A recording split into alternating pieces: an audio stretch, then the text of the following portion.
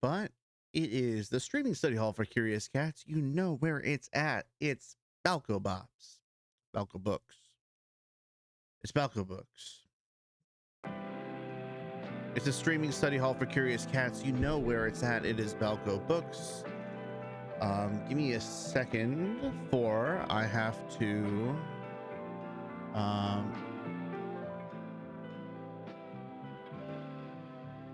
I must alert Blue Sky, let them know. I wish this was automatic, but it is not.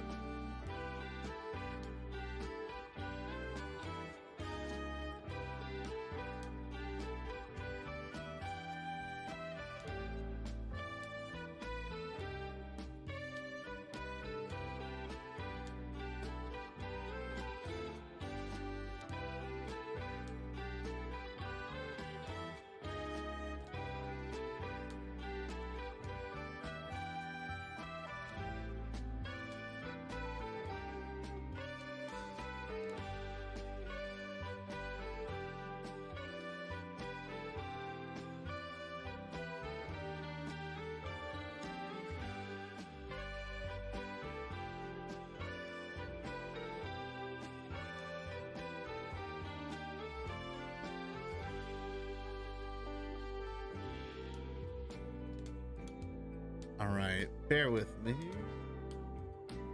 Just about good.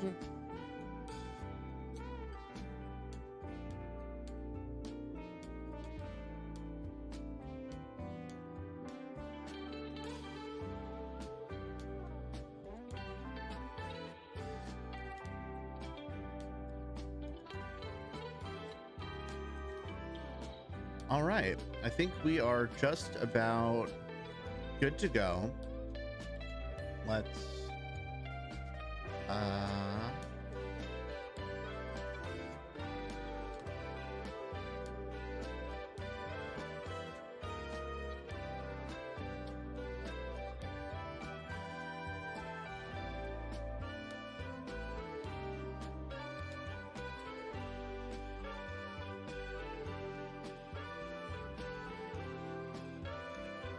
okay. All right, I think we are good to go. Let me get my notes.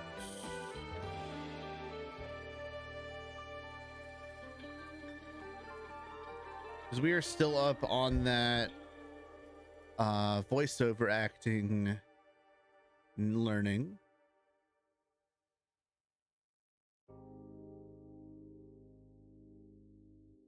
Okay.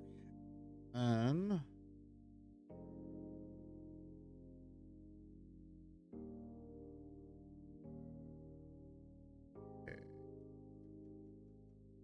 Browser. Cool. Oh no. I need you to refresh, please. Thank you. All right, where were we?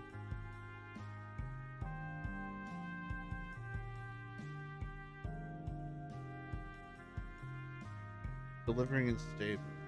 Okay.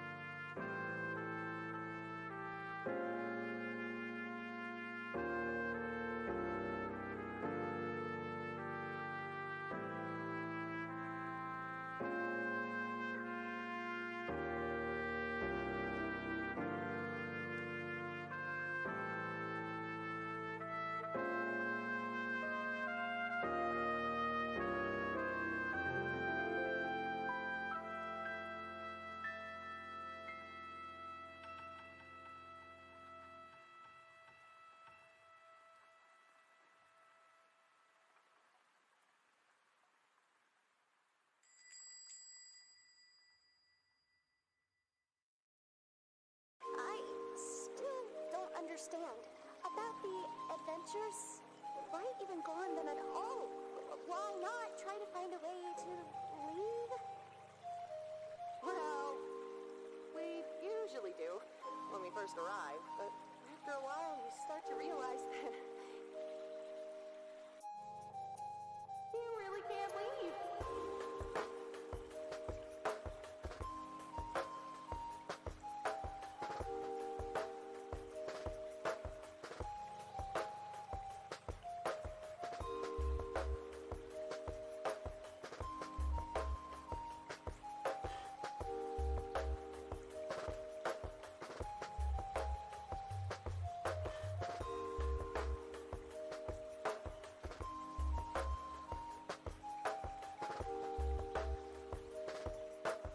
Thank goodness this is all a dream. Right, Mommy?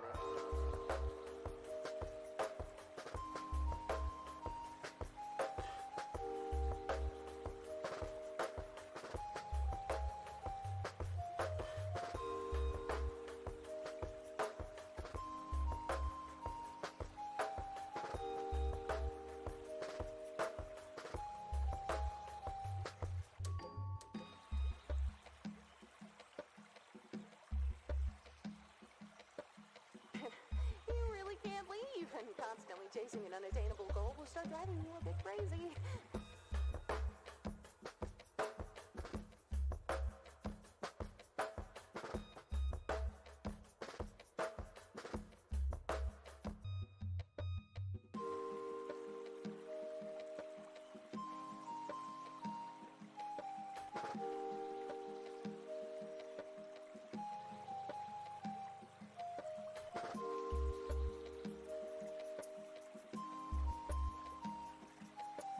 Thank goodness this is all a dream. Right, Mommy?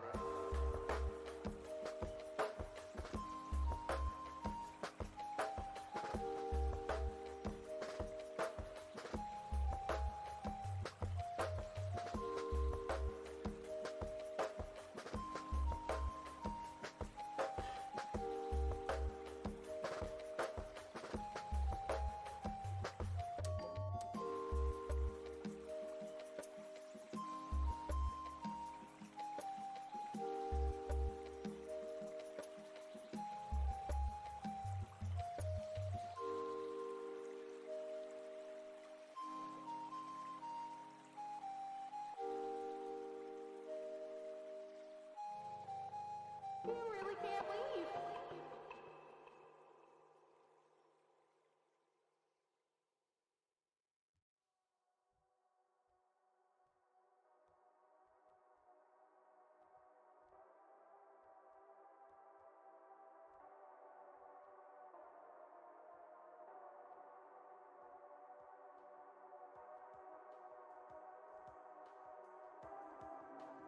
This is the void.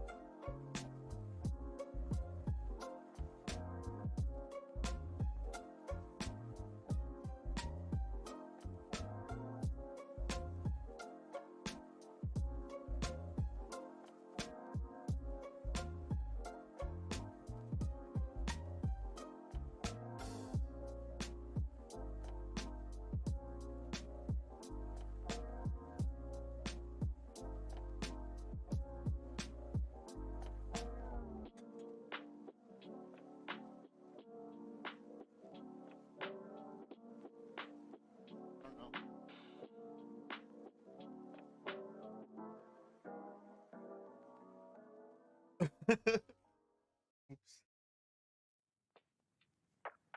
And yeah, that was your first one.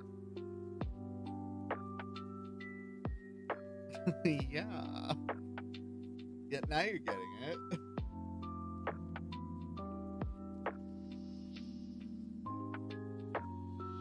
Back at it.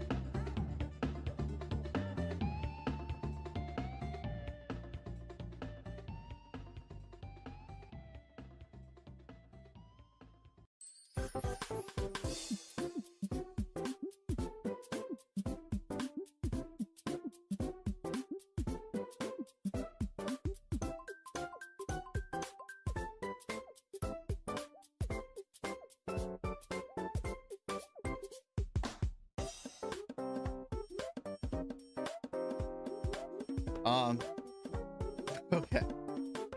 Whew. Are you still going to the coffee shop?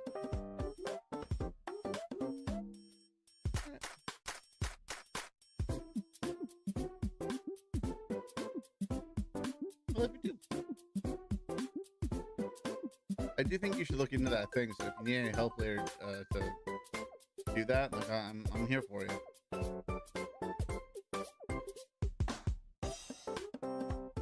Will you close the window the next time you pass by here? I guess not.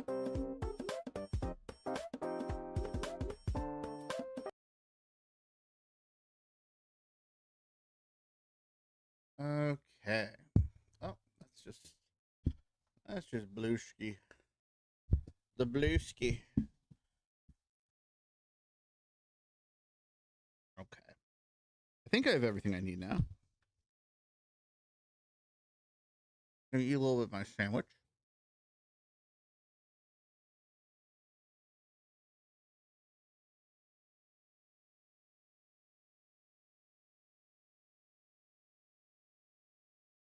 You know what? For right now, so I have plenty of time.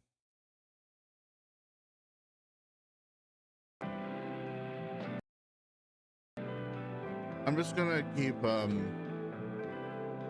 doing some notes for a bit. I do have plenty of time.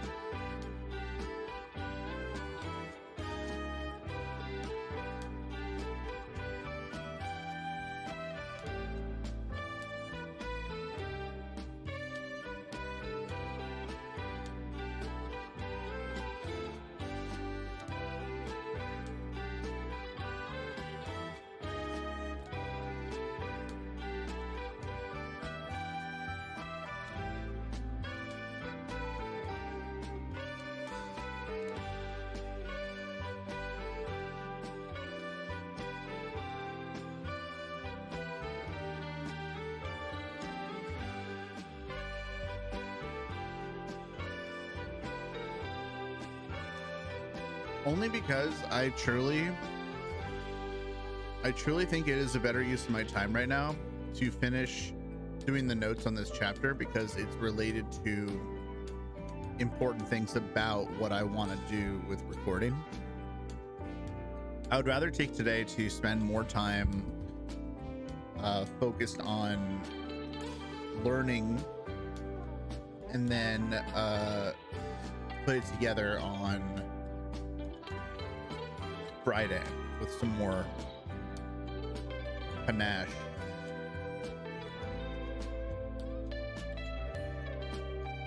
Also, I like studying. I'm not doing recording today because it's just feeling a better use of my time to learn more about how to do it. So if you need like mine to be here, you can be here. I'm not recording. No, I just want to let you know in case if you're like, oh, I can't be home because I'm doing things. And I'm like, I'm not doing things.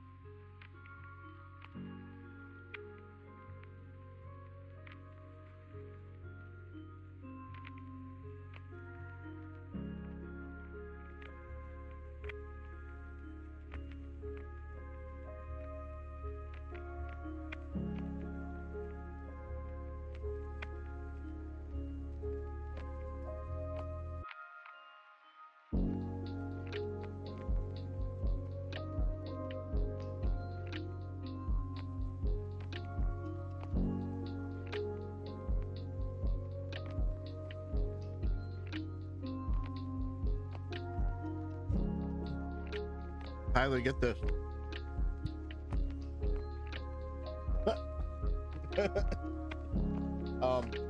This book is really cool because this chapter is about the grammar of performance of voice acting, and then the next chapter is grammar of grammar, like how words work, so that you can know how to say it out loud in cooperation with your performance. Like, it's a really good book. I'm truly learning more than I think I would have if I didn't read it, which is exactly the point of a book.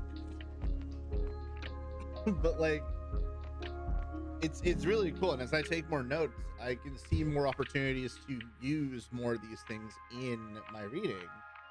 So it's like directly useful. I've never, you know, like in school, how you're like, I'll never use long division because you're learning stuff that doesn't matter. This is like the most direct, like, I'm learning, I can do it. I'm learning, it matters. Ah, cool.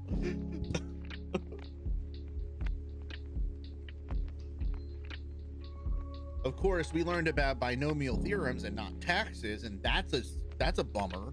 But, you know, at least I'm an adult and I can read for fun.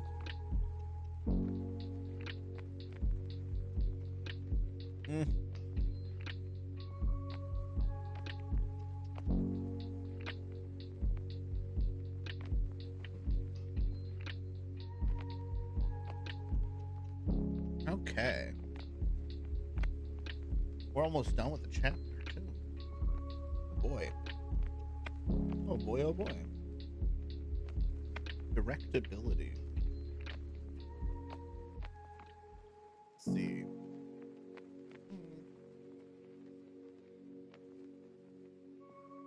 Talked about many ways.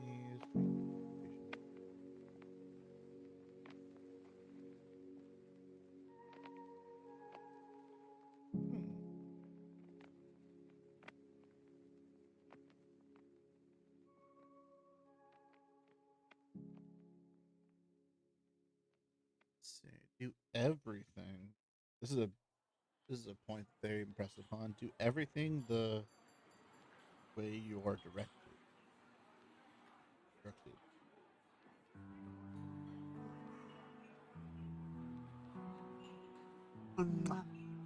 I love you. I'll see you later. Enjoy your swim, baby.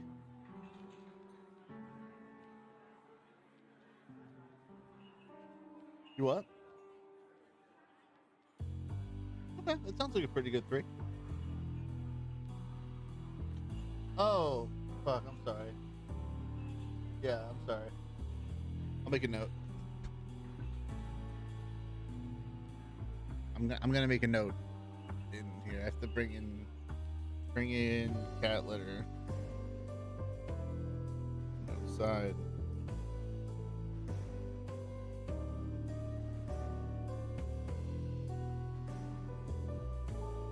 Do everything the way you're instructed to do it by the 30.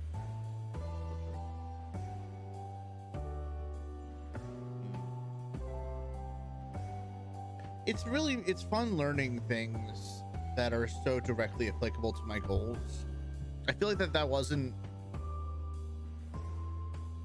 that just isn't the point of learning for most people. Most people, learning is a way to get people civilized so that they don't form unions or revolutions in opposition of the interests of capital. But learning information that is immediately applicable is really quite a treat, and I highly recommend reading to find more information about something. I know it's like, you know, oh, go read. It's you know, kind of what, like cliche, I suppose is the word, but like, man, people don't read enough. It's unfortunate. There doesn't need to be a literacy crisis, but people don't know what the value of reading is. And I wish that weren't the case. And hopefully by interacting with my content, someone says, maybe I do want to read. Maybe reading is actually worth my time.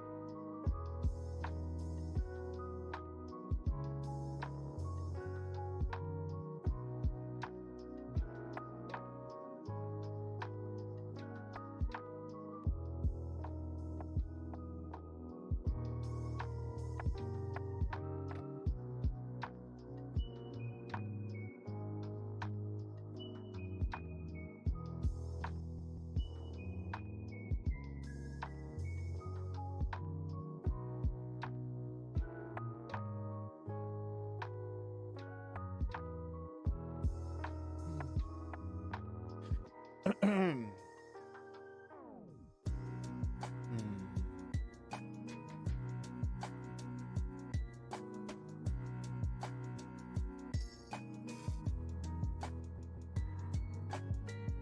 You know, taking notes with bullet points is underrated,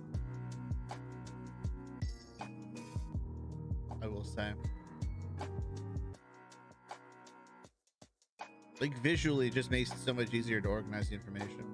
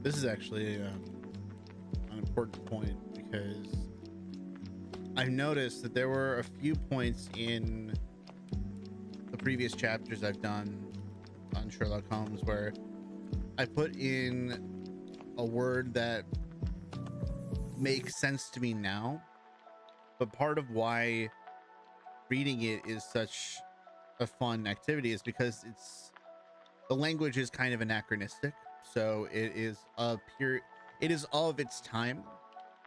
So if I don't read it as stated, then I may be losing a specific like flavor of what the writing was meant to convey in the first place. That's happened in the past where if I had not read the script, if I had not read the book correctly, I would have missed a particular connotation of a word that I otherwise wouldn't have known.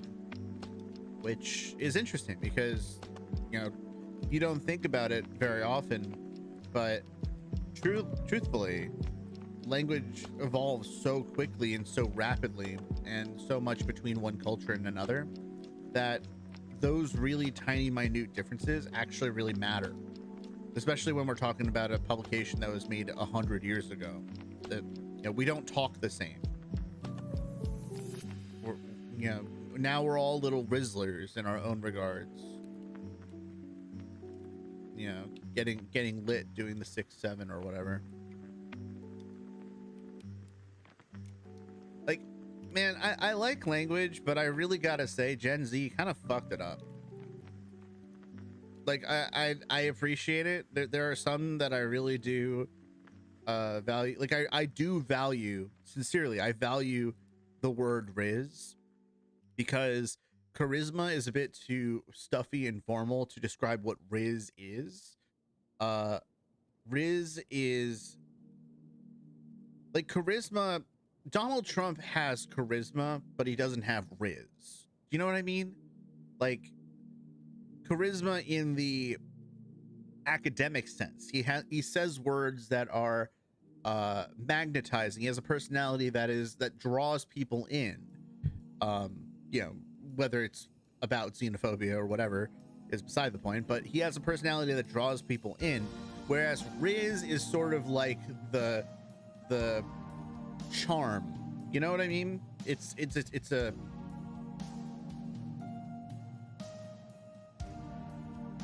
Donald Trump, his charisma is more of like a braggadocious arrogance, whereas Riz charisma is more of like a self-assured confidence that doesn't need to insist on itself.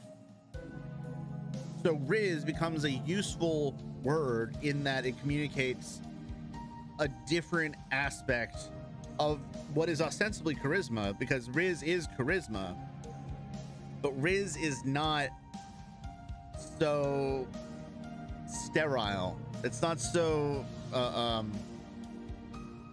academic is the only way that I can really think of it. But the rest of these words, man, Gen Z, like, get it together, because my problem is that like, there are two problems. My problem is there's two problems. One is either the deliberate obfuscation of certain words' meanings.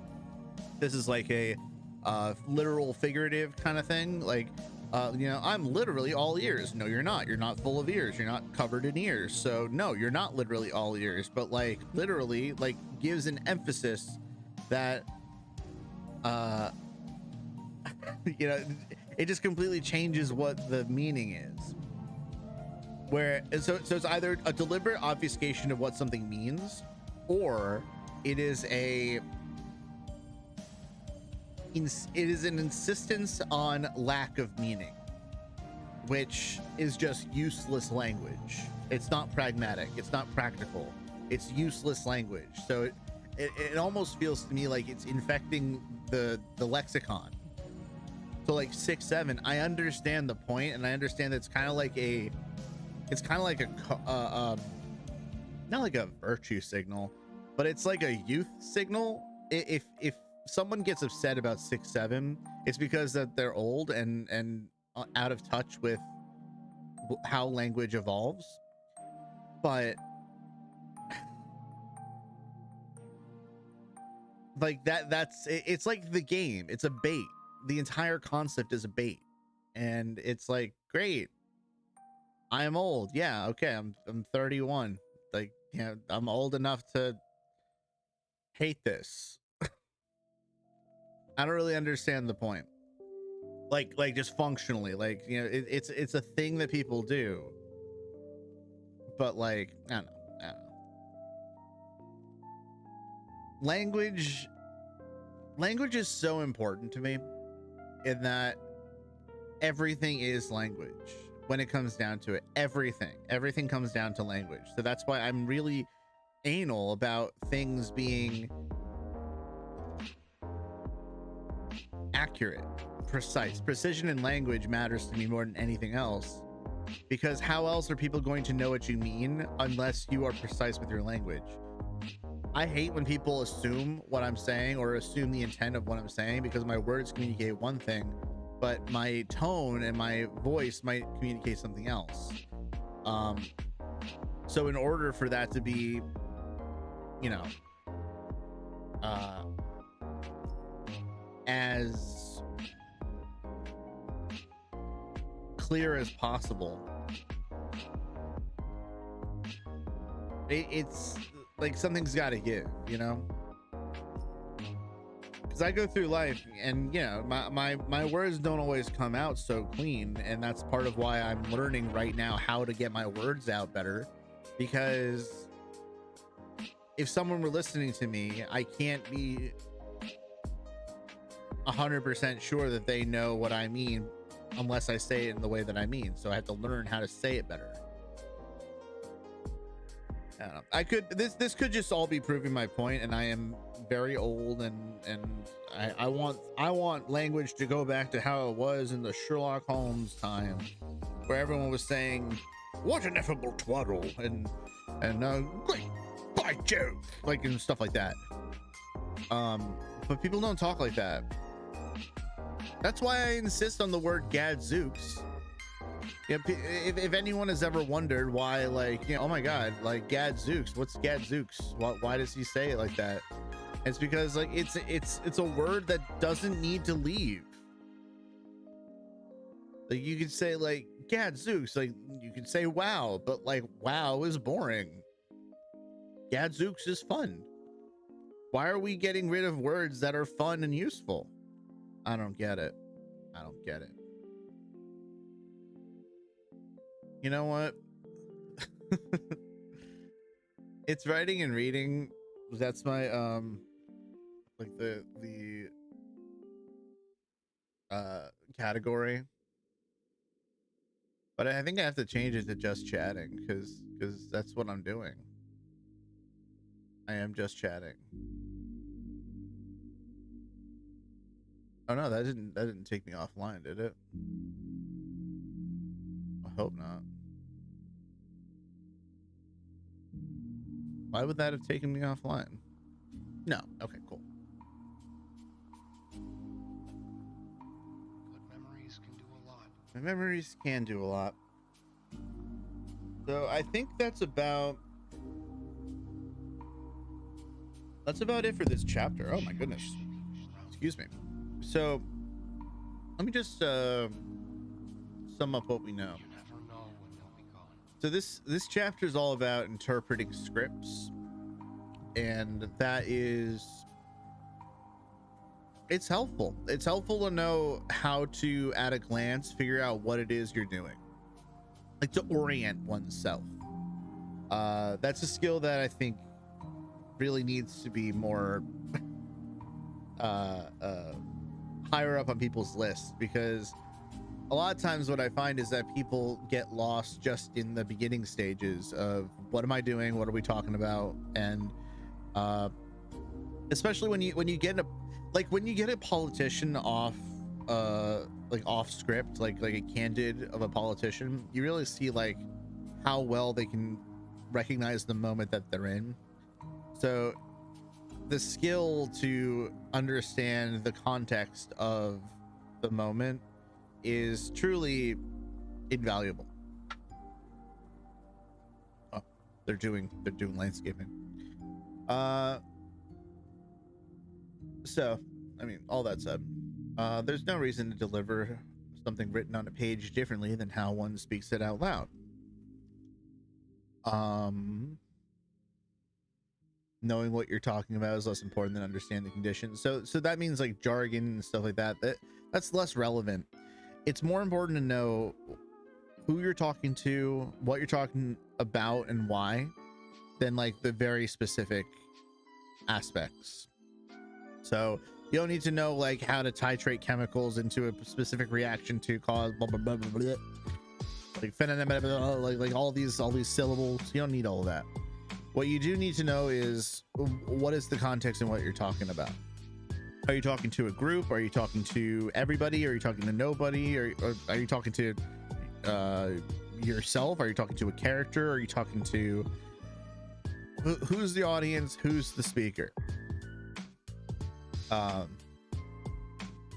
Billboarding is the use of specific emphasis in order to draw people into the message of what you're talking about. So if you're saying like, come on down to the Toyota, like, so like Toyota would be an important word to emphasize because you're trying to convince people to go to the Toyota dealership. I just realized they have examples to go through of each of these. So like Thomas Jefferson was one of our most revered presidents. So like Jefferson becomes a point of contention. Like you say Thomas Jefferson, but like that doesn't sound right? Because why do we need to, like, why are you emphasizing the Thomas of the Jefferson? We know the Jefferson is the important part of the Thomas Jefferson, just intuitively. This week at Thompson Toyota, we're offering all our models up with a super low cost 3-year warranty. And then billboarding goes further in saying like there are things that you would then want to billboard less because you've spoken about them earlier, or sometimes you want to billboard them again because they're that important. So oh yeah, so like billboarding for features and benefits of products. So like features of a car, you know, you'll get great driving excitement from the newly designed powertrain. Add to this a cabin interior that has custom designed sound system. The ride, or that has custom designed sound system. It's hard because they put a lot of parentheticals that trip me up there.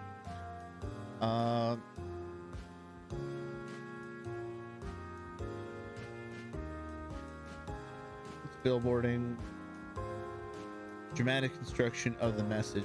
This one has received a lot of emphasis throughout this chapter. Is a sentence starts off low, then it grows, and then there's a big end at the end for us to be delivered to the point. And this can be utilized in any kind of conversation.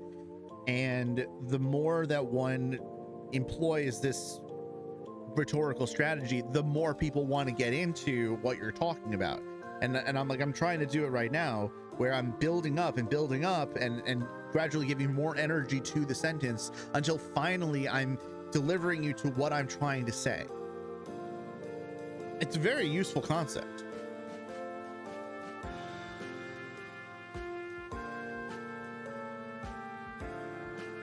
Especially because there is a subject, there is an audience, there is a speaker. These are things that can be emphasized in positive ways. So yeah, controlling your energy relative. Oh my god, wait, did I miss? No, okay, I thought I missed some sections. No, but the dramatic construction of the message, relative emphasis. So not saying the same word over and over again with the same emphasis when you've already said it, because that's not how people talk. That's an important aspect. It is a little bit difficult to not speak with the same emphasis all the time, because sometimes I'm so excited about what I'm trying to get out that I lose the gravity of where I'm trying to go. Because a lot of times the words, they come out all at once and they're not really coming out with any sort of more importance or impact than the other, until I finally decide that I actually want to go somewhere with my words. And then at that point, if someone's still paying attention to me, that's out of my control, which is not how it should be. Like, it should be in my control where I'm bringing you in a sentence. Where else? So controlling your energy, that is definitely one of the things that I'm wanting to improve. Emotional energy is not volume. That's also something that I struggle to internalize. I still don't understand. About There's a lot of adventures. Why even there's a go lot of on them emphasis at all? on Why acting not as try part to of the find a way voice acting, to leave? and Well, I always enjoyed acting we because usually I do enjoy when the we first idea of putting arrive, myself but in a after a situation while in you which I'm start to not realize already. But I do find that there's a nuance to it that was never communicated to me because that wasn't the skill set that I was investing in. So I have this concept in like a musical idea where, you know, you might have a simple idea and then you keep adding upon it, and then you keep adding upon it, and then you take away a little bit, and then you take away a bit, and then you keep adding upon it, then you keep adding upon it, then you keep adding upon it, and there's these peaks and valleys. And I understand that like in a music a music context, because music is a temporal activity. So all you really have is what you're doing and the time in which you do it. But when you're speaking, it's a little bit different in that sometimes a sentence can be short and still have all the emphasis of a long sentence. Like, oh my God, like that's a whole event in and of itself. But like, oh my God, I did not know that was that. Like, now that becomes its own whole thing. There's a nuance to being inside that moment that I don't even really think I understood with music. I think that, you know, when I was in like if I was in a jam session with people when I was in college, I would be like, I would lose where I am very frequently. And it's because I wasn't in the moment. I was thinking about what I was doing too much, in the same way that if you think about what you're doing too much and don't live inside, don't act inside the moment, then you'll lose the whole point of what you're doing. It's why you don't trace with your finger while you're reading, because it makes you sound like a robot that can only do that.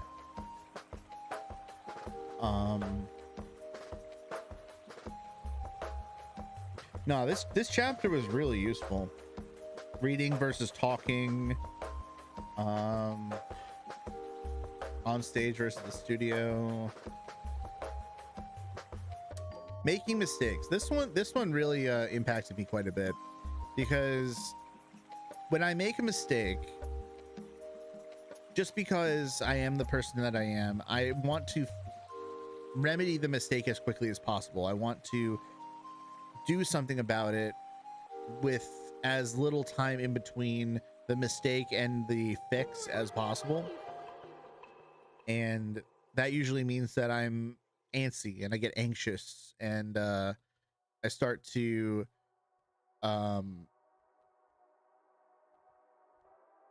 second guess myself. I start to doubt what what I'm capable of. And unless I take that moment to recenter myself and be like,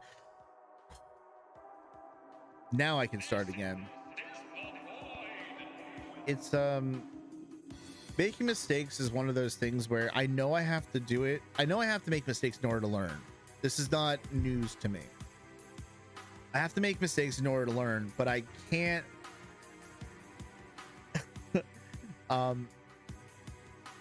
sometimes I can't get over the emotional blow that making a mistake causes. Because if I make a mistake, that is evidence to me that I am not as good as I think I am. And that, while I'm still, I guess, in the more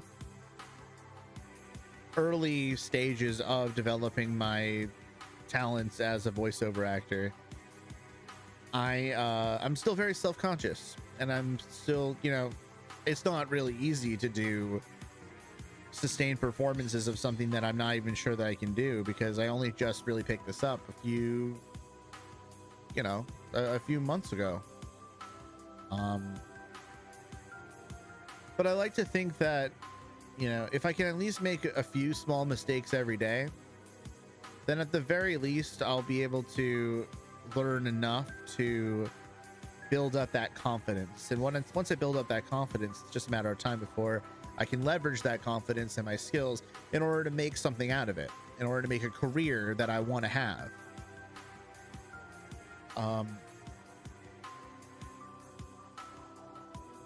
And I find that the more that I learn about how other people do it, and the more that I can recognize mistakes in other people's rhetoric and delivery, the more that I have the ability to recognize it in myself, the more critical my eye becomes, the more scrutinizing my interpretations become.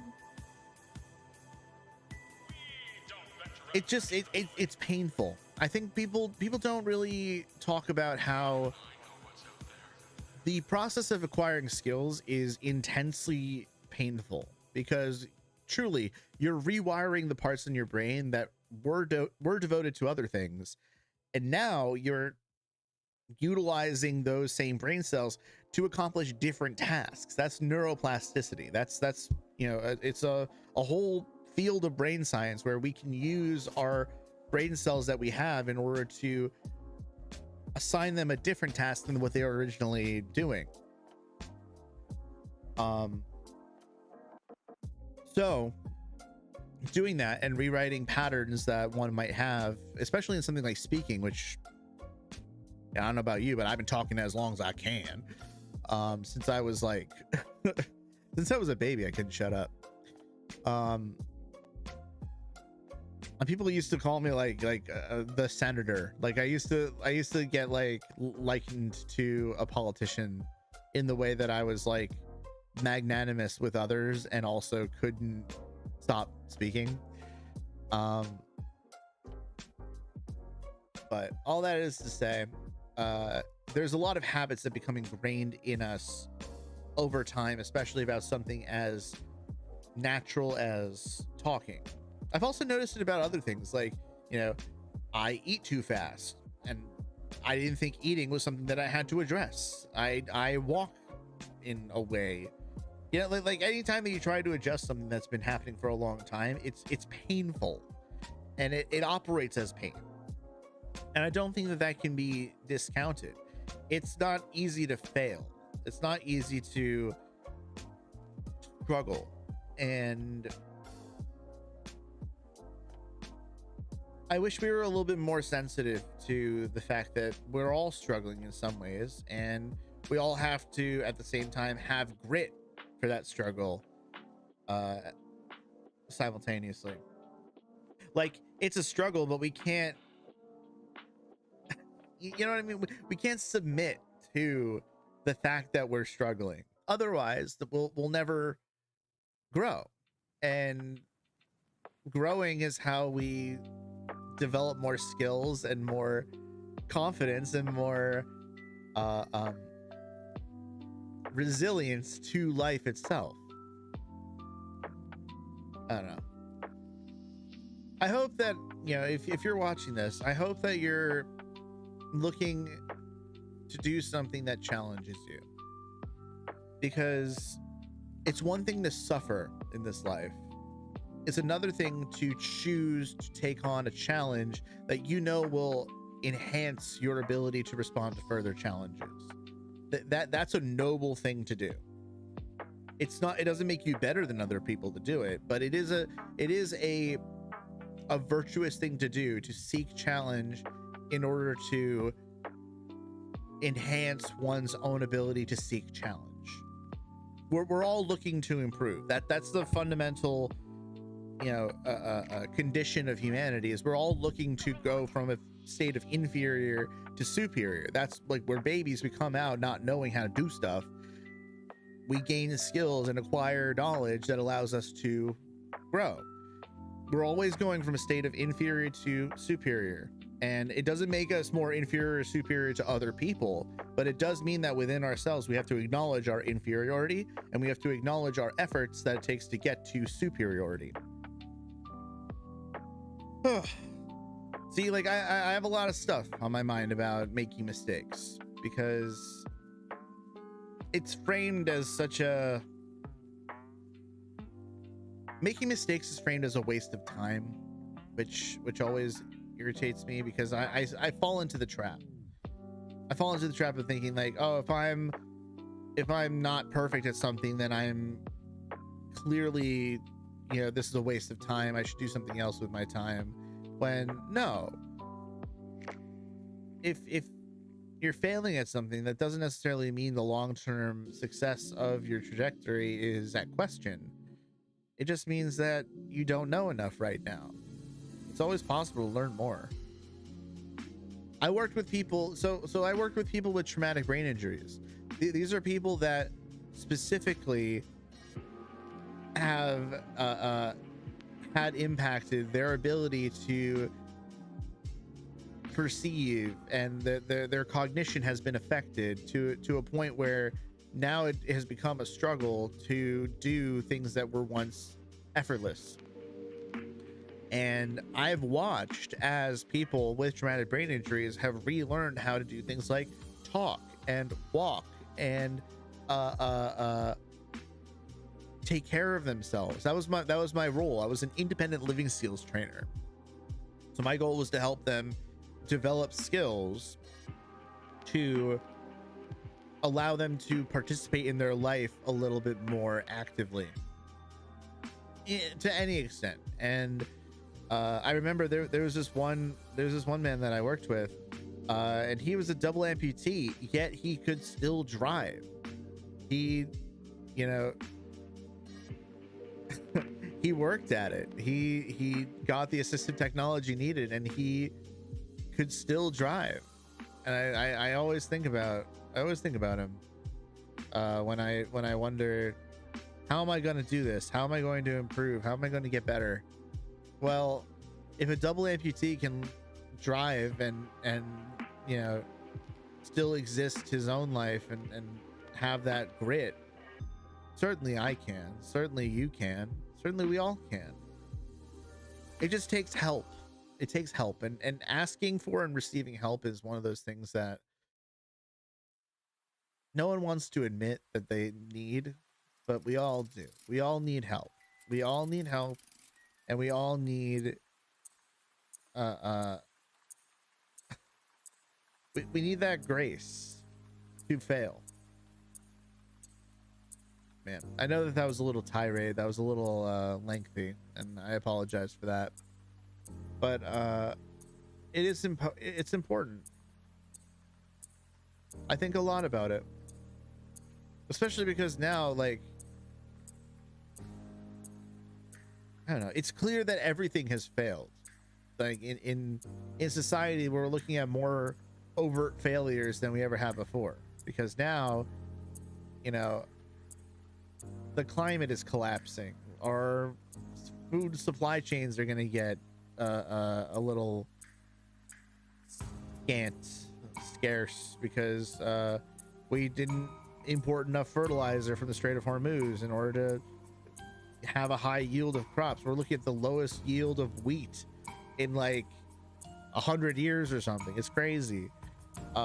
People are losing health insurance and they're dying of hunger. Like clearly something's wrong.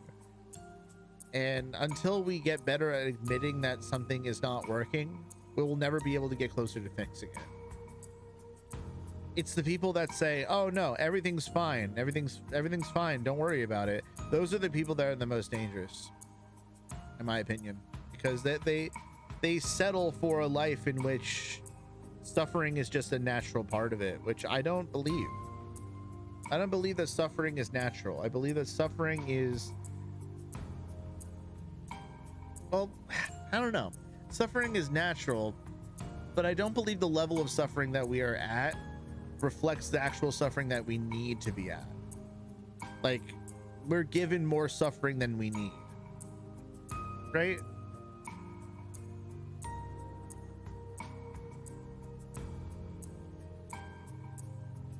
It's a shame, man.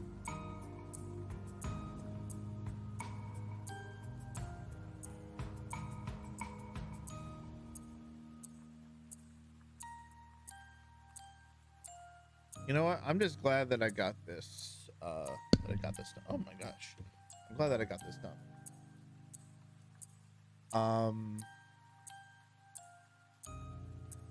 So what else? Is there anything else that I'm looking to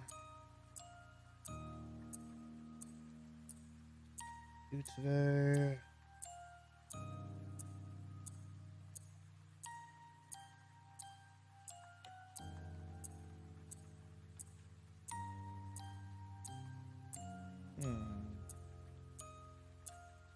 Do I want to just start on the next chapter?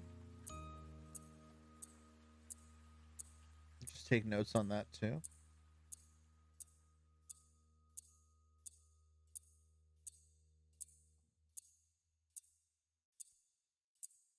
You know what? I got a couple of things I need to do real quick. Oh no, we're out of music. What are we gonna do? Boop, boop, boop, boop, bop, beep, boop. One of my favorite playlists is Jazz to Do Crime 2.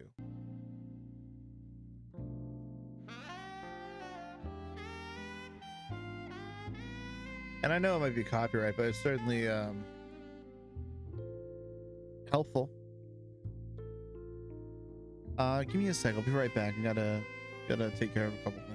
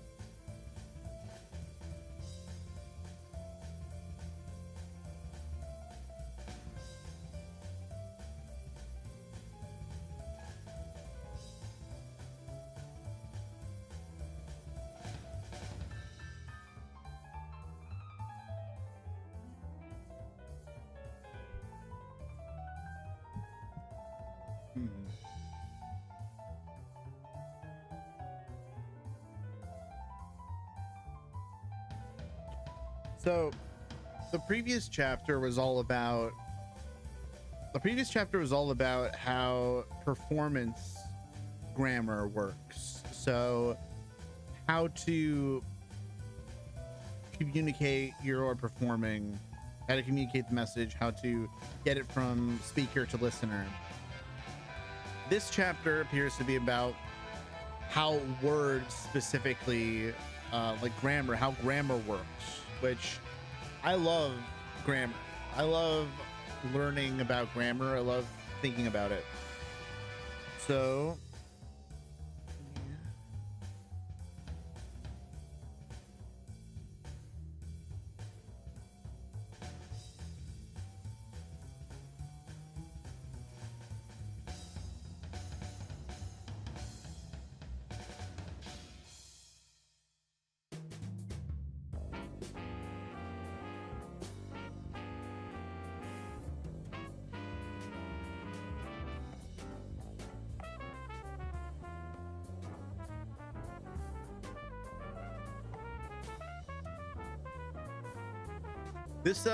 this particular chapter is very important because it also applies directly to my goals of being an audiobook narrator, where,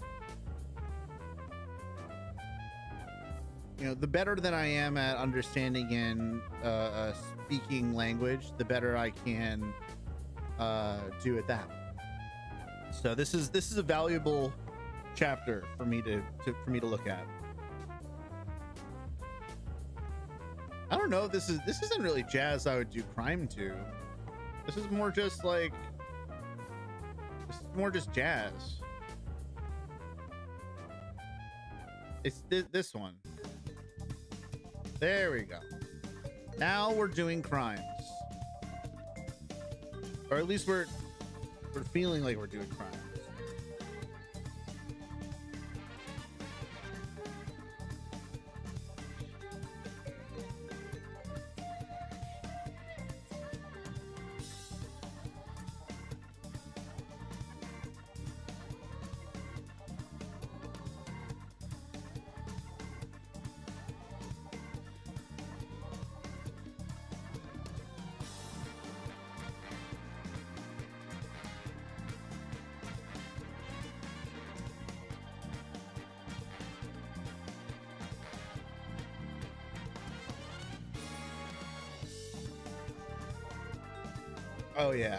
Oh yeah, we're doing crime.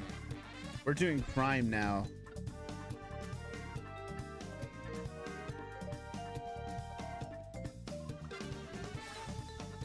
This is one of the ways in which I immediately was able to improve my speaking, was by focusing on the nouns, focusing on the particular points of interest that someone might want to tune in for. So going through Sherlock Holmes, I was able to be like, I walked over to the window, or I got my egg spoon and I looked at the magazine. Like the emphasis is much more meaningful than it otherwise would have been. See?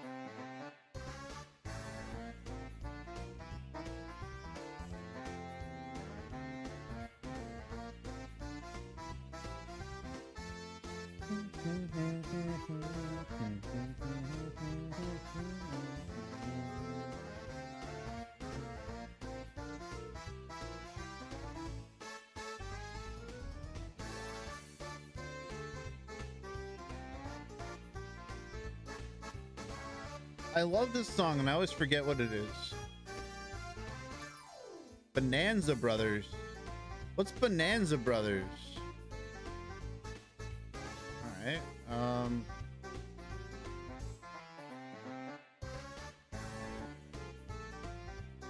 What's Bonanza Bros?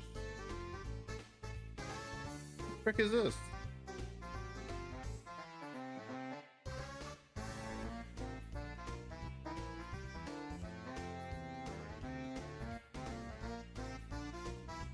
No?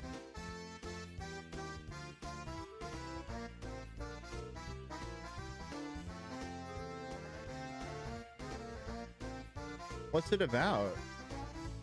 A 3D style 2D side-scrolling stealth action game. It was one of the earliest arcade games powered by the Sega system. Received praise for its graphics, soundtrack, and character designs.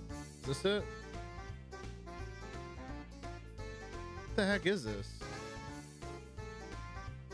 It's a side-scrolling stealth action game. Bonanza Brothers is a side-scrolling stealth action game with shooter and platform game elements. The players take the roles of one or more of the brothers, Robbo and Mabo, or Robbo and Mabo, Mike and Spike. Okay, so it's like a Blues Brothers shooter. The object of the game is to travel stealthily around each building while avoiding guards, retrieve several objects within a time limit, and move to the roof where a blimp is expecting the player with the loot. Okay, so there's like a payload. There's a payload. Okay. A bank, a millionaire's mansion, a casino, a mint, an art gallery, and a treasury.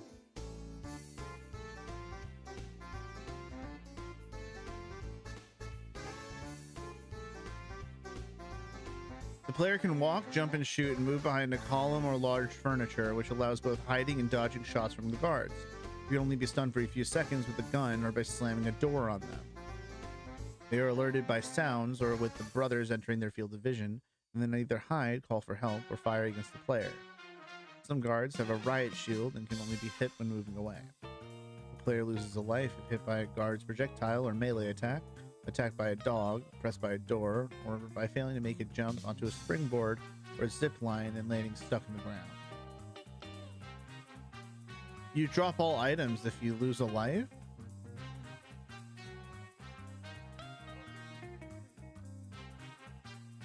What's this from? JDK Band? Well, this is interesting. I'll save it. I want a new folder.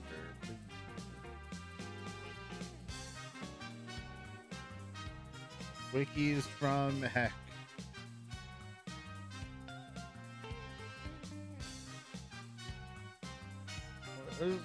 JDK Band. I don't know what that is at all. Where are you?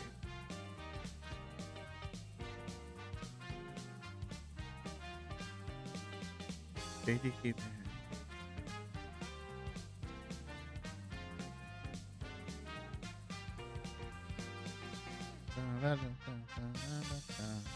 Let's face it. Where is this from?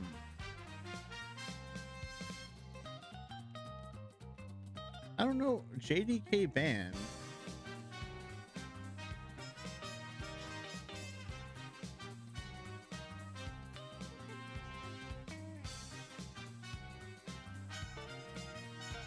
Falcom, JDK Band, Sorcerian Combat. What's Sorcerian Combat? Sorcerian, Gods in the Heaven. Okay. Sorcerian, Gods in the Heaven.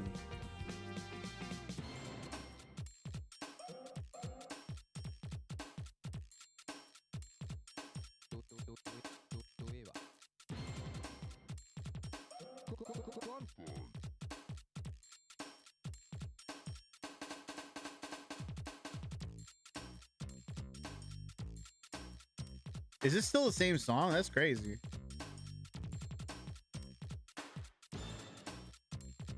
Oh my god, that orchestra hit. The orchestra hit sound is so good. Is it? Do we have a Wikipedia? No, there isn't. Yeah, Sorcerian. What's this?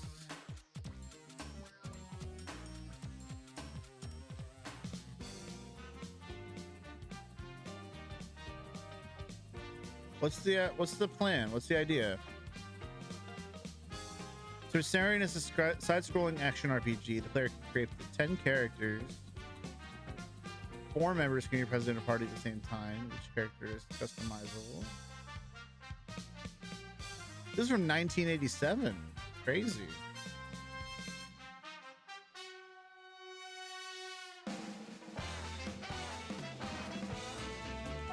Oh.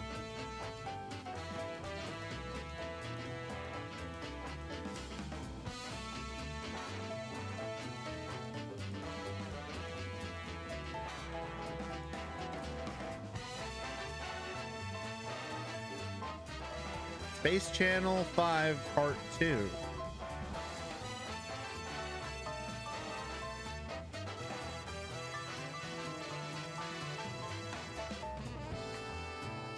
Whoa, what? In a space-age future, reporter Ulala takes on a group called the Rhythm Rogues and their leader Purge when they unleash a dancing madness on the galaxy. As Ulala, players engage in rhythm-based combat through scripted levels where Ulala mimics the actions of rivals in time to musical tracks. Alongside the single-player story campaign, the game includes an endurance mode called Ulala's Dance and the multiplayer option for both modes. Oh my goodness. I don't know any of these games. This is so interesting. Canopy Volcano.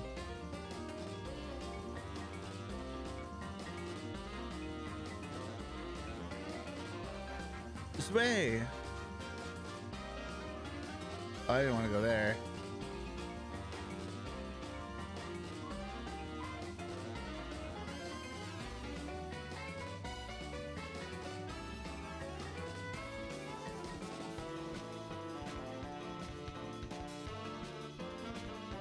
Oh my goodness, okay. This way, the Argus adventure. This game is reminiscent of dungeon crawlers, but includes the larger focus on RPG elements and puzzles. Players control 2 characters, Pipero and Pockle, and can swap between them at any time. Pipero launches magic at enemies, while Pockle fights with a drill-like weapon. Both characters can utilize elemental attacks to target enemy weaknesses, with Pipero's elemental spells also allowing access to new dungeon areas. Scoring multiple hits on enemies increases the drop rate of spoils and earns combo badges, which lets the player initiate combo attacks that damage the entire screen.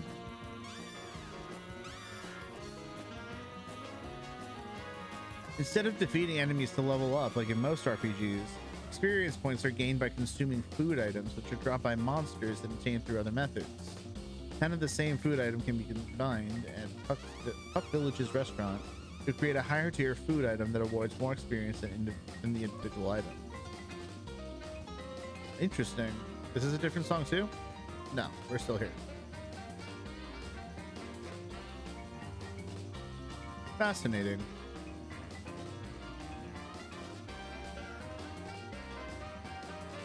Grand Valen is a mysterious world of floating continents where magic once prospered. Everything changed 1,000 years ago when mankind and demons fought in the Great Sorcery War. The war was instigated by the 6 demon lords who opposed the twin goddesses Alpheus and Espina and attacked the world of Grand Valen. After a period of 500 years, the curtains of strife closed when Tiara, the priestess princess of the Holy Kingdom of Valence, and the heroic Crusader Paradis defeated Demon Lord Vesper at the floating continent of Arches. Grand Valen suffered many losses, and the magical civilization quickly faded away. 500 years after the devastating battle, the world of Grand Valen ushers in an age of peace, and those who can wield magic are a rare sight to behold. A girl named Pipero and a boy named Pockle are 2 14-year-old children who live at the village of Puck, situated in the remote island continent of Arshas. One day, they spot a mysterious masked man enter the village's temple and decide to follow him. The man steals 6 goddess statues, the village's treasures, with Pipero and Pockle unable to stop him. The pair decide to leave the village to retrieve the statues for their own reasons, and thus their journey begins. Oh. All right, we're in a different world now. Where are we now? Minnesota Fats Pool Legend. Oh, I guess like billiards.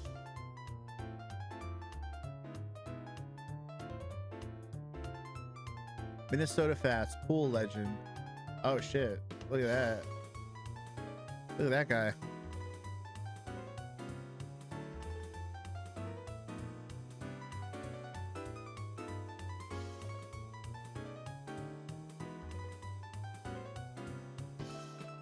Fictional pool hustler Minnesota Fats. Wait, that's crazy. This is fun. Minnesota Fats, or George Hagerman, is a fictional pool hustler created by American novelist Walter Tevis. The character appears in Tevis's novel The Hustler as the secondary antagonist. Jackie Gleason portrayed him in the 1961 film adaptation of The Hustler. Though a real pool hustler, Rudolph Wanderone, who began calling himself Minnesota Fats in 1961, claimed to be the inspiration. Tevis denied that claim and insisted that Minnesota Fats... Oh my god, wait, so a guy... That's hilarious. So, like, this guy appeared in a novel, 1959, and then in 1961, Jackie Gleason portrayed this guy, Minnesota Fats, from the novel in an adaptation. And then a real pool hustler, Rudolph Wanderone,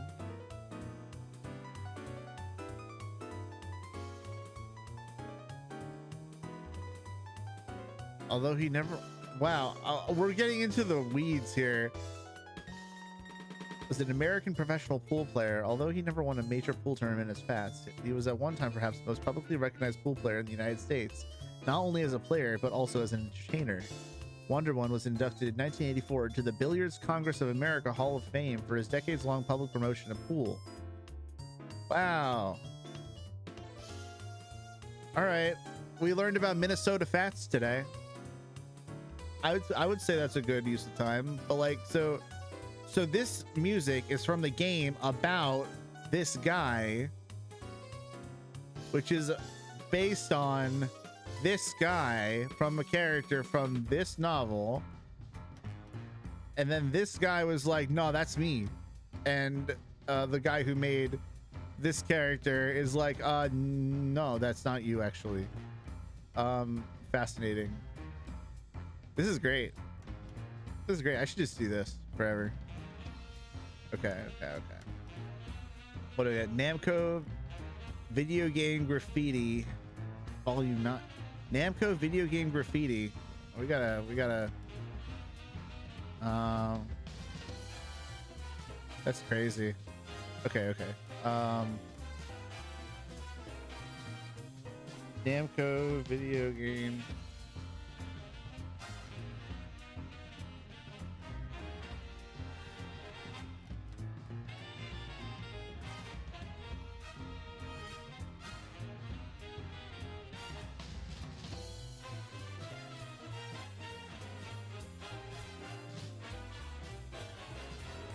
This song is from Volume 9.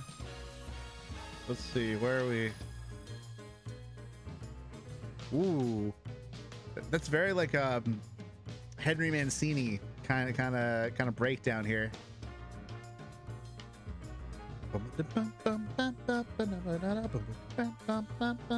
Like that nice ostinato.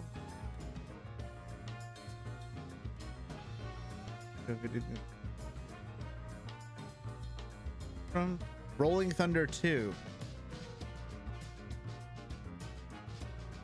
Oh, okay, hold on.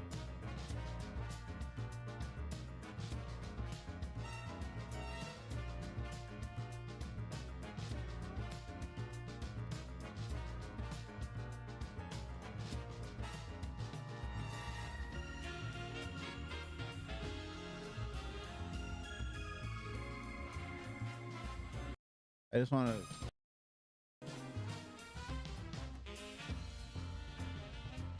Set in the 1990s, the Geldra organization, thought to have been eliminated during the first game, returns and is destroying several of the world's satellites in outer space.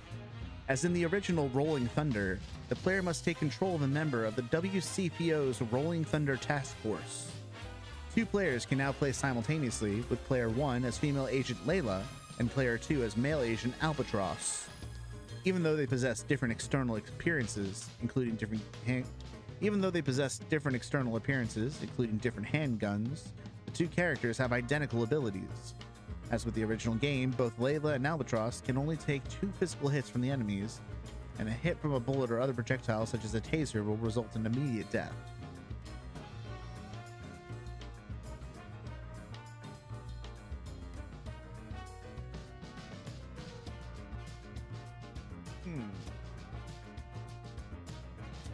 People liked it.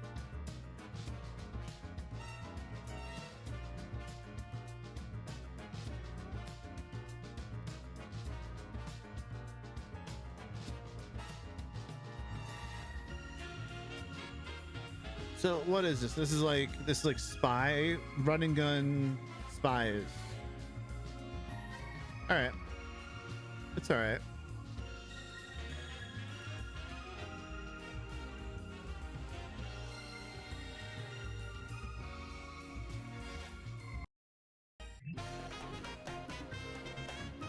At the end of the struggle, 30th anniversary Capcom Music Fest. So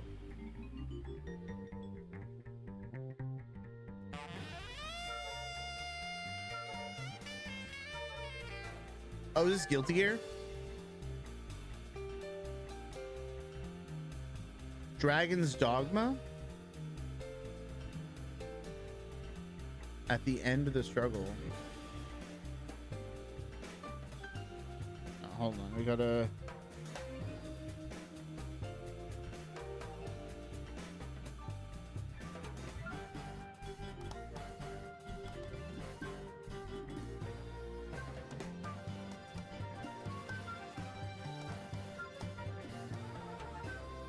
Okay. I guess it is Dragon's Dogma.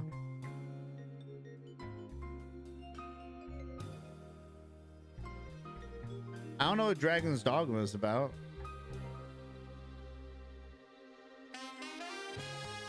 Ooh.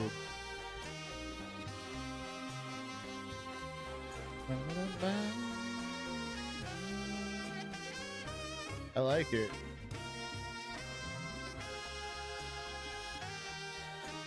This song?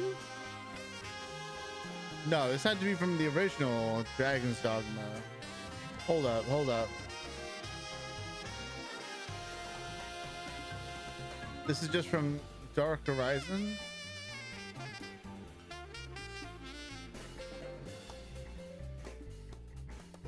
I don't know what this game's about.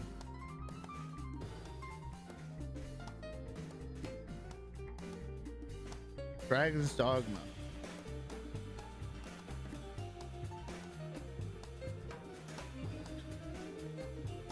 It's a 2012 action role-playing game. Developed and published by Capcom, first released for PlayStation 3 and Xbox 360, an enhanced version subtitled Dark Horizon.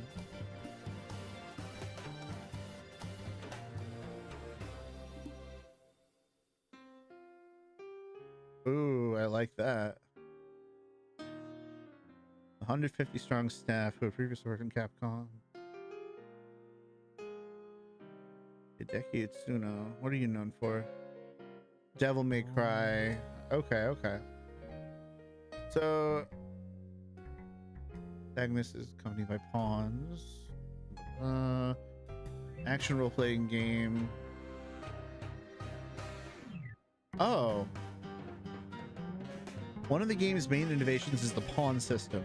While the player's party is exploring the world, the 3 party members who accompany the main character are controlled by artificial intelligence, but the player can issue orders. Oh, so this is like a Xenoblade. This is like a Xenoblade. So you can go, help, and come. One of the party members is a non-playable character, belongs to the main character's world, while the other 2 party members are NPCs borrowed from other players by connecting online or are locally generated. They are referred to pawn. Pawns are vocal. Oh yeah, okay, so this is a Xenoblade. Social networking features. Interesting. A grab action. Oh, cool. Okay. Huh. A Devil May Cry Dark Souls in Elder Scrolls with Xenoblade kind of party members. Oh, wow. This looks kind of cool. Excuse me.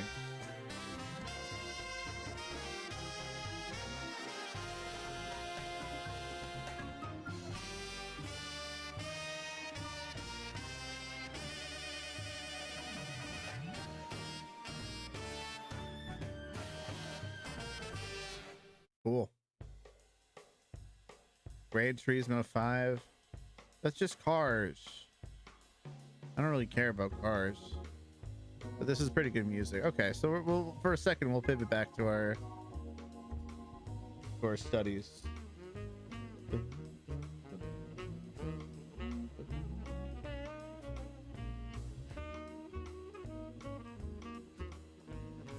We're back to omelets, boys.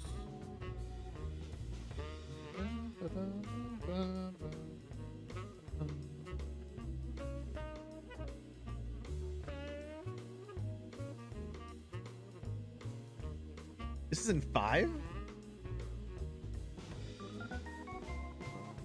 2, 4. 1, 2, 3, 4, 5. 1, 2, 3, 4, 5. 1, 2, 3, 4, 5. 1, 2, 3, 4, 5. 1. Wow, you don't get good music in 5 very often. It's kind of like a jilted waltz. I like it.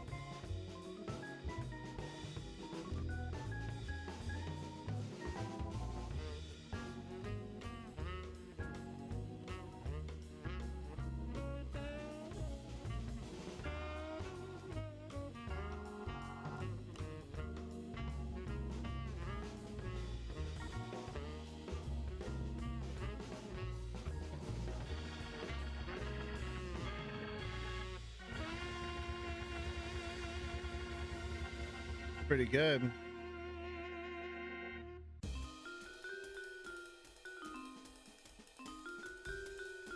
Eminem's Adventure? Are you serious? What? What's Eminem's Adventure?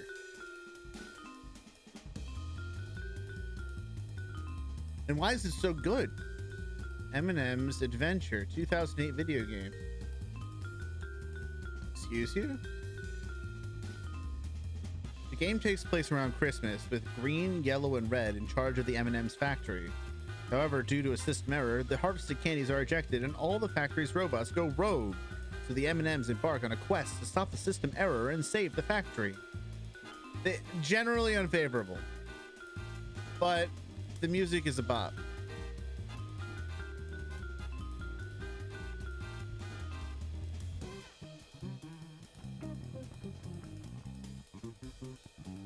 Pretty funny.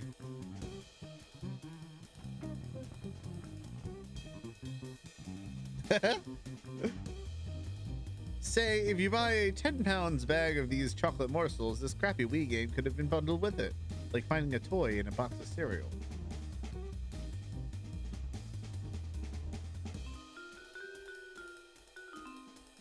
This is very like Pac-Man adventure kind of music.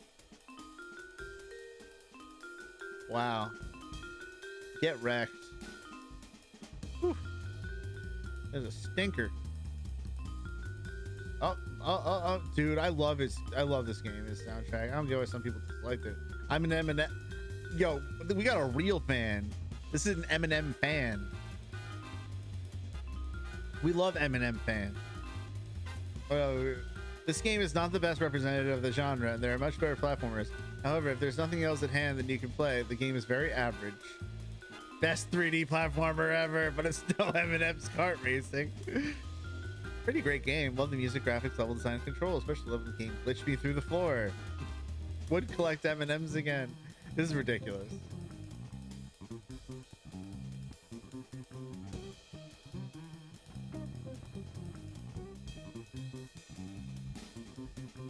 All right. I'll wikis for back.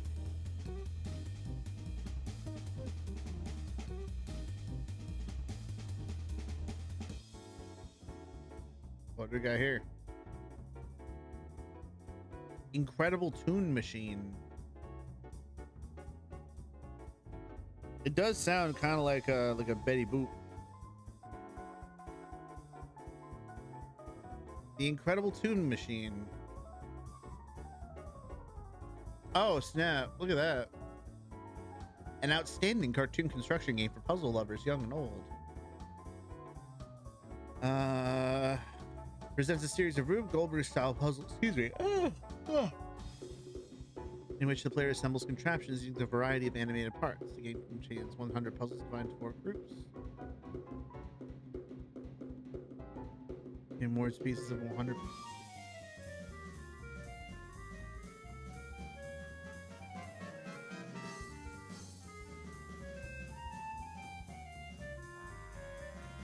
Okay. There's a series? The Incredible Machine. Wait, this seems like something I would like. Wait, like no joke. This seems like something I would like.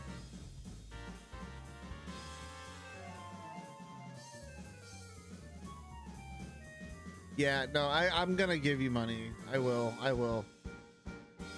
I gotta.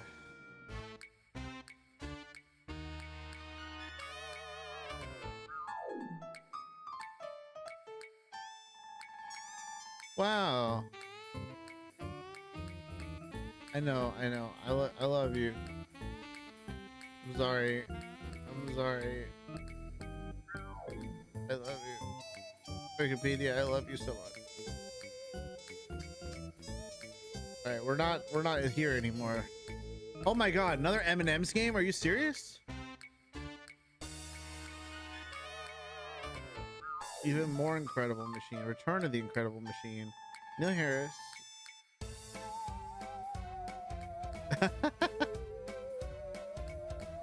Okay. Where can I get this now?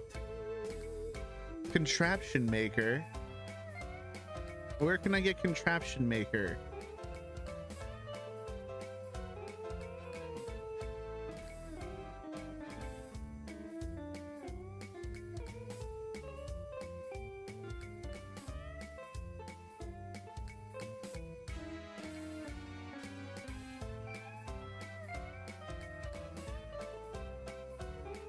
Whoa, hold on. Contraption Maker 2023? No way. Hold on, hold on.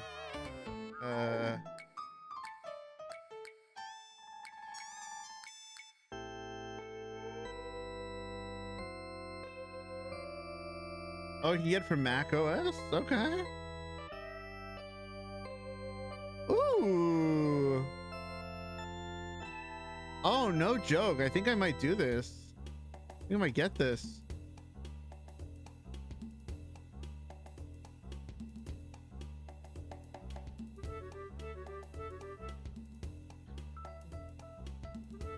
Oh, hell yeah.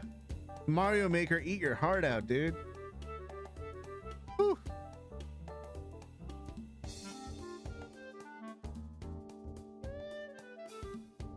Oh, I'd play this game. For sure, for sure. Oh, but I don't have Linux. I thought it said Mac OS. Is that only on Steam?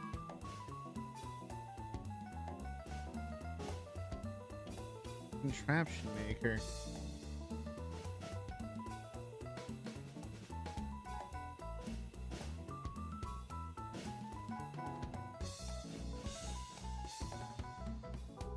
Store page.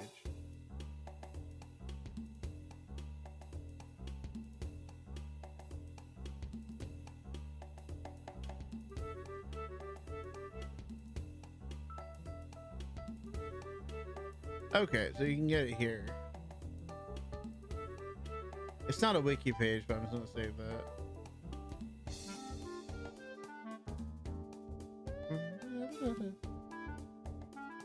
Play online viewer.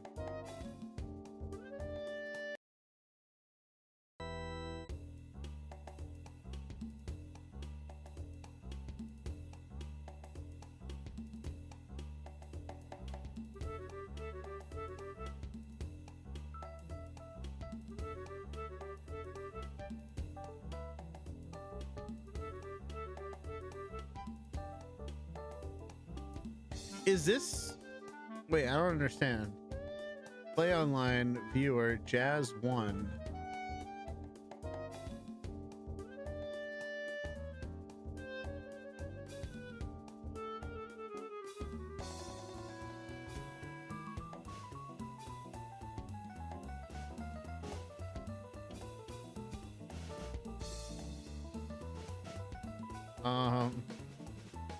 Soundtrack? Oh, okay.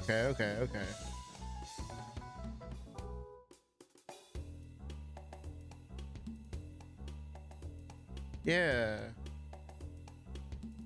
Ah, okay.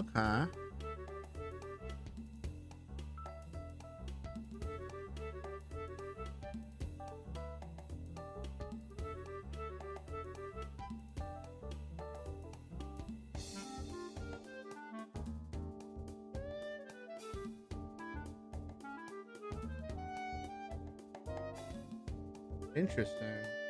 I don't fully understand what play online is.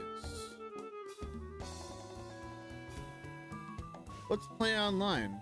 I don't really get it.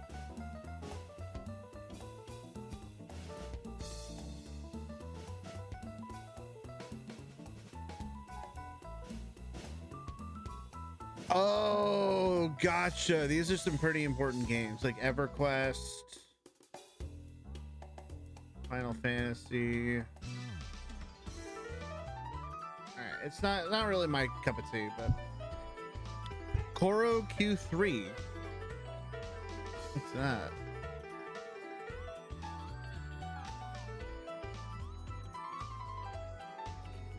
Koro Q video game. What is this Koro Q3?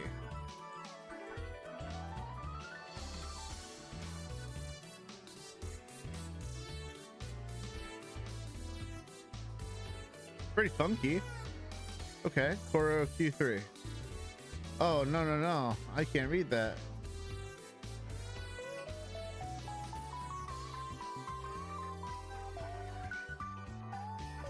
What's Koro Q? Penny racers. They were introduced in 1978 and have seen multiple versions and successors. Okay, so they're little like Matchbox kind of cars. But no, the pullbacks. Interesting. So this is like I think Matchbox is probably the closest comparison one can make.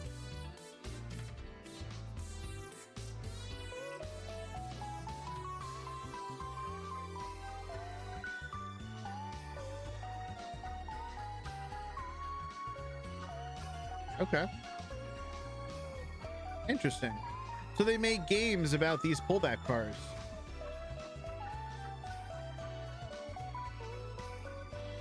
Cool.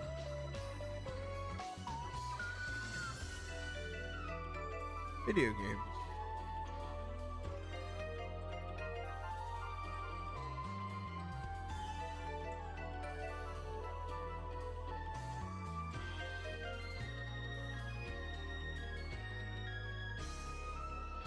This is fascinating.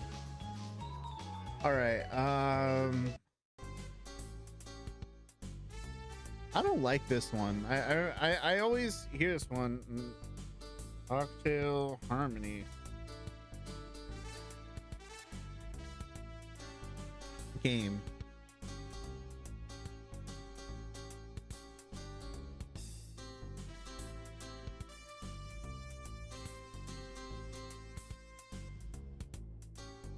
A bartender simulator. Okay.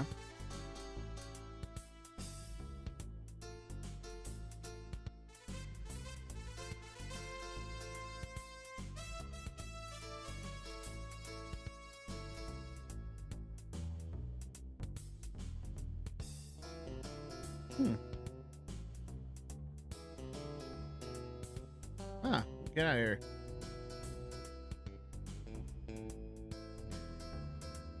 Interesting.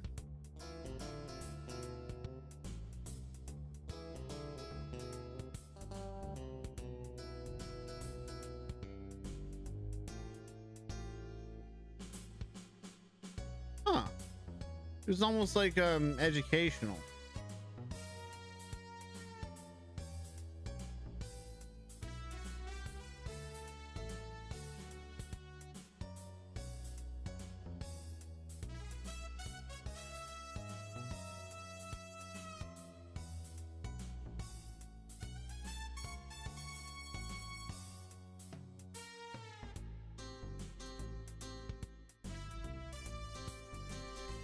All right, great. All right, whatever. I don't even like this song. It's not worth it. Very like meandering. I don't like this one either. This one's hokey.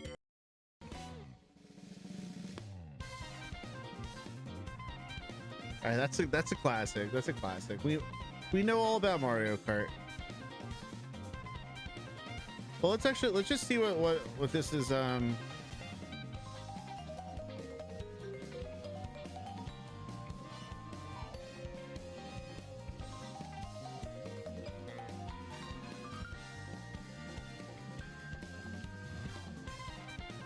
Moonview. Sorry.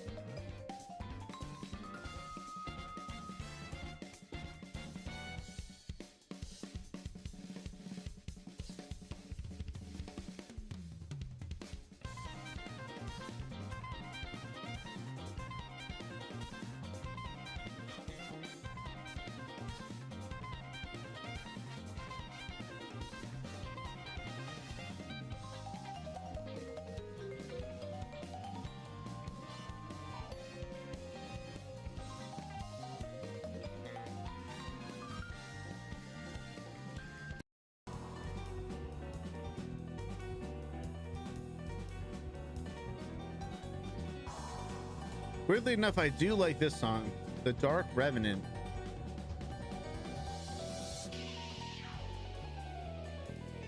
Oh, what do we got here? Brandish? Is that what it's called? Brandish.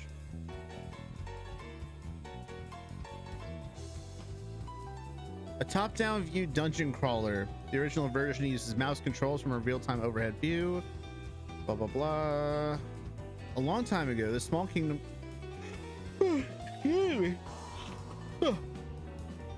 I love how old games have so much plot. A long time ago, the small kingdom of Vittoria was built around a lofty tower which pierced the sky. The people of the city, guarded by a mighty dragon, lived in peace and abundance. However, King Bastale, the ruler of Vittoria, desired to expand his kingdom and ordered the scholars to research the tower. Soon he was brought a tome written in an ancient language. As they were deciphering the tome, some scholars feared that they might be laying their hands on the forbidden knowledge of the ancients. The tome reads, "The great guardian of Vittoria, the dragon, and the essence of power lies in the top of the tower. The one who possesses the essence will possess all." Undaunted by these otherwise ominous words, Bastale decided to make the essence of power his own. He secretly organized an army which soon attacked the tower and overwhelmed the dragon. But as Bastale grasped the essence of power, the dragon gave up its own life to destroy it. The essence, losing control, transformed the king into a hideous monster and sank the entire kingdom of Vittoria, including the Great Tower. Oh, interesting. The vengeful Della. One day, a swordsman named Ares is pursued by his nemesis, the sorceress Della Delon, who seeks revenge for his slaying of her master. Well, why'd he do that?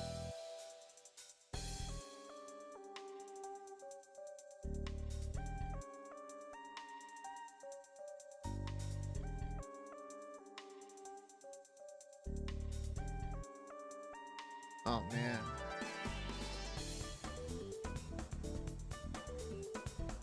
Wait, when did we switch? I didn't hear it.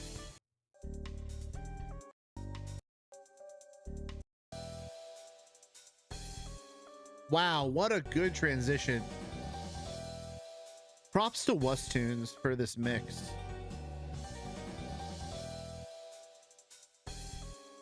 Wow, what a good transition. I can't get over that. So what was this? Racing Lagoon.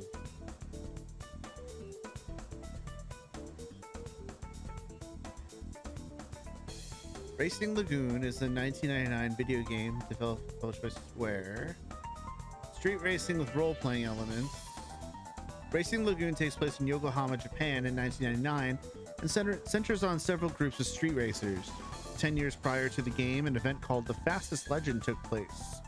One night, Team Bay Lagoon Racing, BLR, a 5-member team led by the ace, Iki Fujisawa, holds a race against night racers Honmuku NR. The story follows one of BLR's newly joined members, Sho Akasaki, who is just beginning his racing career.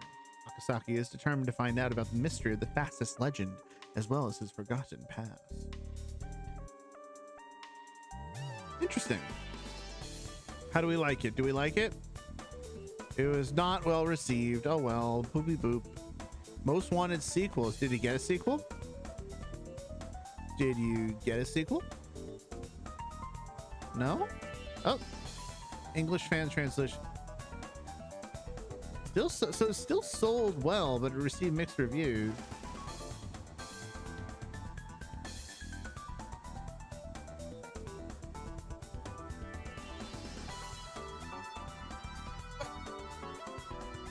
Oh, excuse me. Okay. All right. It's cool because I don't know of many of these games because I wasn't a PlayStation child. Eve burst error.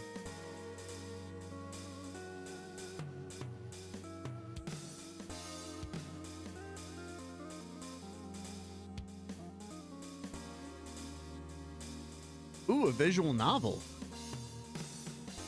Originally released as an erotic game. Okay. What's the idea? The game follows two protagonists, Marina and Kojiro. Marina is an incredibly skilled intelligence agent and tasked with protecting a girl named Mayako Mido, who's the daughter of a Japanese diplomat to a fictional Middle Eastern country called Eldia. As the attacks on Mayako ramp up in severity, however, a dangerous government dispute seems to be at the center of these threats. Kojiro is a private investigator that can't seem to get a case until a stroke of good luck lands him a case looking for a school's principal's missing painting. Kojiro soon investigates a string of murders that pulls her into a larger case concerning both the Japanese and Eldian government, and the two cases are coincidentally connected to each other.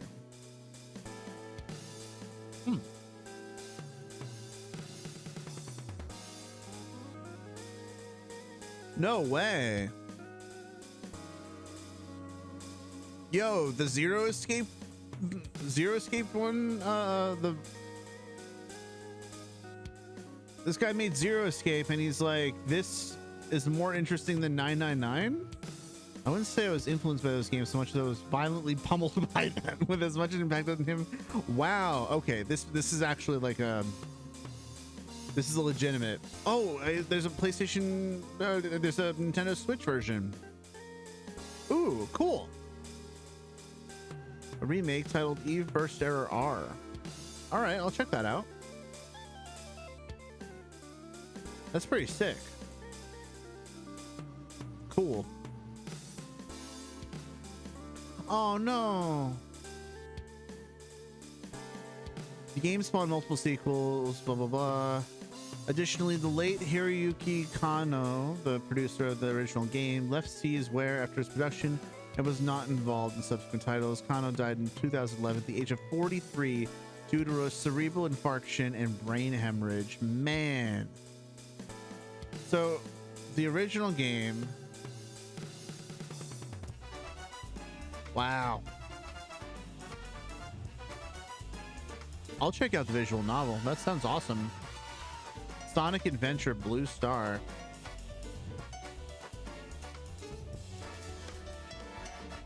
I only know cursory details about Sonic Adventure.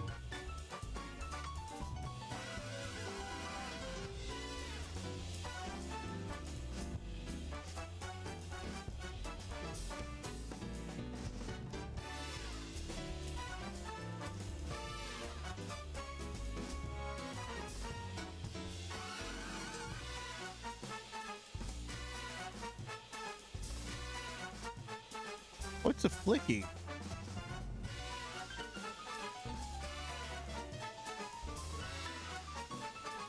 What's flicky?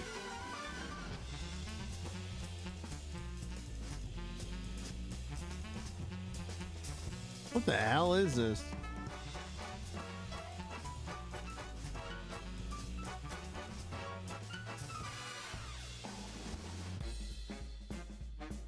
Oh, Flicky is this guy.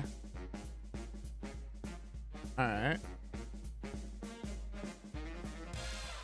Klonoa. I know that Klonoa is something I've wanted to play.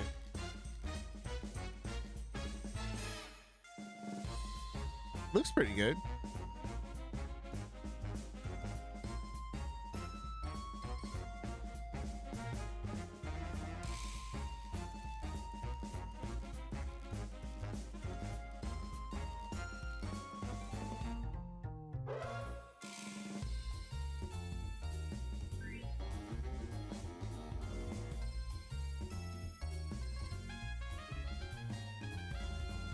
Interesting.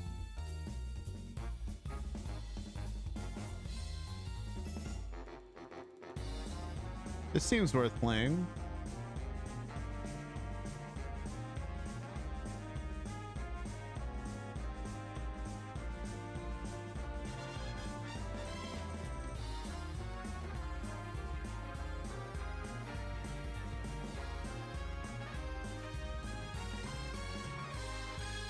Ooh, they have this on the Switch. July 2022 for the franchise's 25th anniversary. All right, all right.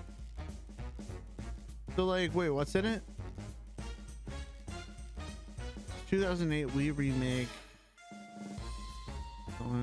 In 14 years. Wow, 2022?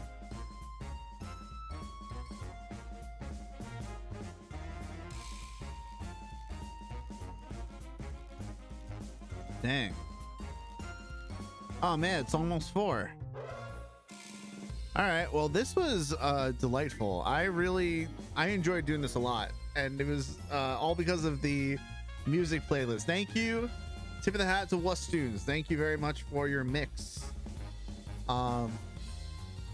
Man, there's so much good media out there. How can you be miserable? How can you be upset when there's so much good media out there? Go learn something. Ah! I beg you. All right, it's 4. I love you all. Thanks so much. Take care. Be